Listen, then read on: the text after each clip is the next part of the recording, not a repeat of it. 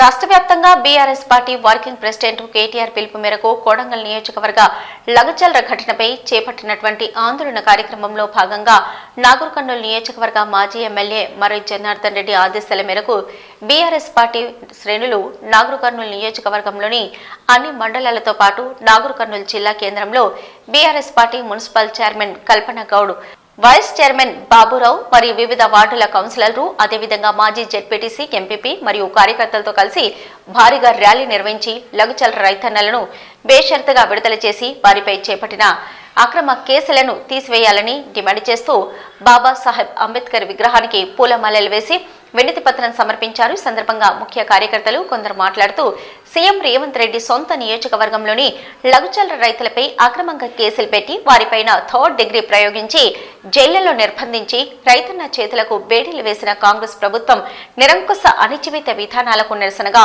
రైతన్నలపై నమోదు చేసిన అక్రమ కేసులను ఎత్తివేసి వారిని వెంటనే విడుదల చేయాలని ప్రభుత్వాన్ని డిమాండ్ చేశారు.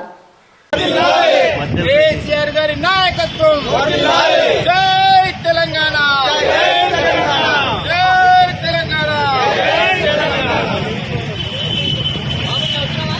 రైతులపై పెట్టిన అక్రమ కేసులను వెంటనే, లగచర్ల రైతులపై పెట్టిన అక్రమ కేసులను వెంటనే జై తెలంగాణ, జై తెలంగాణ.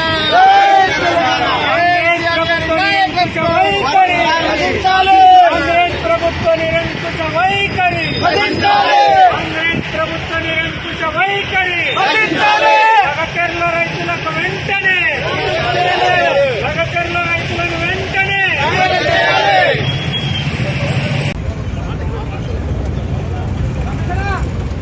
చంద్రశేఖర్ రెడ్డి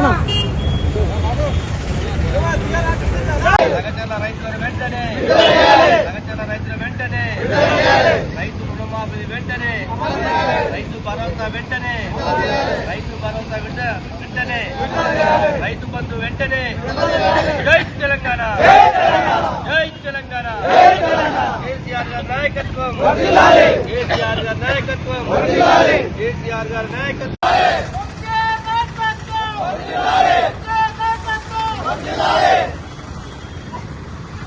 తెలంగాణ రాష్ట్రంలో మార్పు మార్పు అంటూ గత సంవత్సరం మార్పు జరిగి టీఆర్ఎస్ పాలన అంతమై కాంగ్రెస్ పాలన మొదలైతే రైతులకు బతుకులు ఆగమైపోతున్నటువంటి సందర్భము.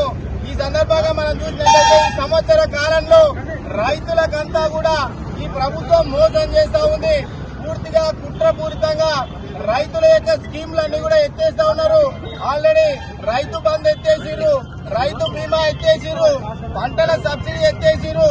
ఈ రోజు చూసుకున్నట్టయితే ఎక్కడ చూసినా కూడా తెలంగాణ రైతుల కళ్లలో కన్నీళ్లే కనిపిస్తా ఉన్నాయి. దీనికంతా కూడా ఈ కాంగ్రెస్ ప్రభుత్వమే కారణం. రాష్ట్రంలో ఎక్కడ చూసినా కూడా రైతుల మీద అరాచకాలు జరుగుతూ ఉన్నాయి. ఈ రోజు మనం చూసినట్టయితే కొడంగల్లో ముఖ్యమంత్రి యొక్క సొంత నియోజకవర్గంలో ఫార్మా కంపెనీ పేరుతోన అదానికి అల్లునికి కట్టబెట్టేటువంటి కుట్రతోన పేద రైతులు, దళిత గిరిజనుల యొక్క రైతులు తాతల కాలం నుంచి సాగు చేస్తున్నటువంటి సాగు భూముల్ని బలవంతంగా తీసుకొని మరి అదానికి అంబానికి కట్టబెట్టేటువంటి కుట్ర జరుగుతుంటే అక్కడున్నటువంటి రైతులంతా కూడా ముక్త కంఠంతోన ఈ లగచర్ల ఘటనను వ్యతిరేకిస్తే రేవంత్ రెడ్డి గారు కక్షగట్టి రైతులంతా కూడా బేడీలేసి జైళ్లలో పెట్టి థర్డ్ డిగ్రీ ప్రయోగించి చిత్ర హింసలు పెట్టి రైతులకు అరిగోస చూపిస్తా ఉన్నాడు.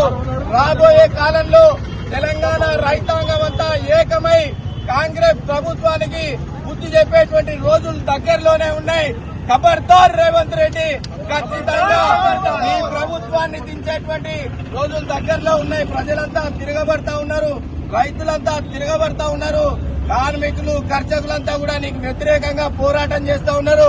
మరి నీవు ఇప్పటికైనా కూడా కనువిప్పు చేసుకుని రైతుల పట్ల అమానుషమైనటువంటి చర్యలను మానుకొని ఈనాడు లగచర్ల రైతుల మీద ఏదైతే అక్రమంగా కేసులు పెట్టిరో వెంటనే బేషరతుగా ఆ రైతుల మీద పెట్టినటువంటి కేసులన్నీ కూడా విత్డ్రా చేసుకుని ఫార్మా కంపెనీ వెంటనే విత్డ్రా చేసుకుని ఆ పేద గిరిజన బరుగు బలహీన వర్గాల యొక్క అభ్యున్నతికి పాటుపడాలి. లేదంటే ఈ కాంగ్రెస్ పార్టీని నిన్ను 100 మీటర్ల కొయ్యి తీసి తెలంగాణ రైతులు పొందబెట్టారని చెప్పి ఈ సందర్భంగా తెలియజేస్తా ఉన్నాం. జై తెలంగాణ, జై